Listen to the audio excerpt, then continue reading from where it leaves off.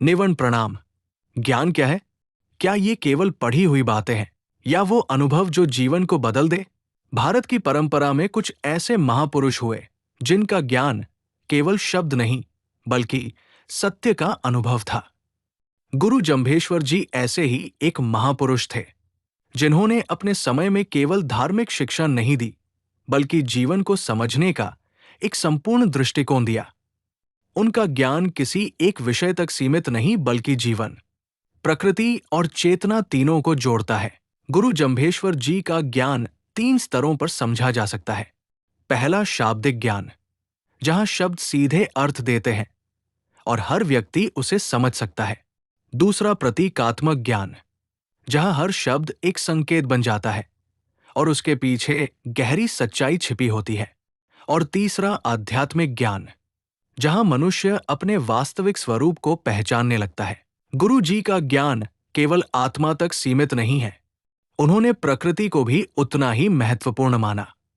उनके सिद्धांतों में पेड़ों की रक्षा, जीवों पर दया और संतुलित जीवन पर विशेष जोर दिया गया।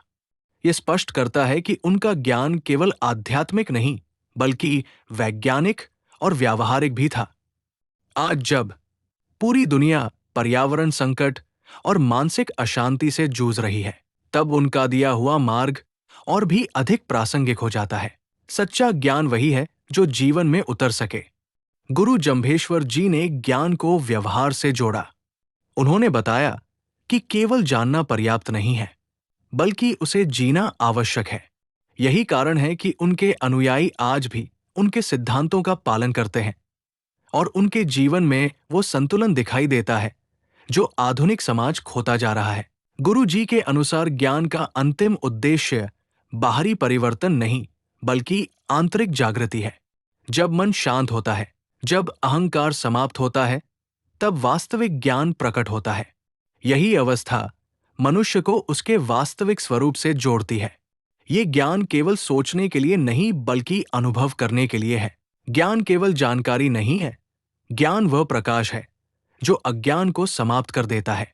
गुरु जम्भेश्वर जी का ज्ञान इसी प्रकाश का एक रूप है जो आज भी हर उस व्यक्ति को दिशा दे सकता है जो सत्य की खोज में है।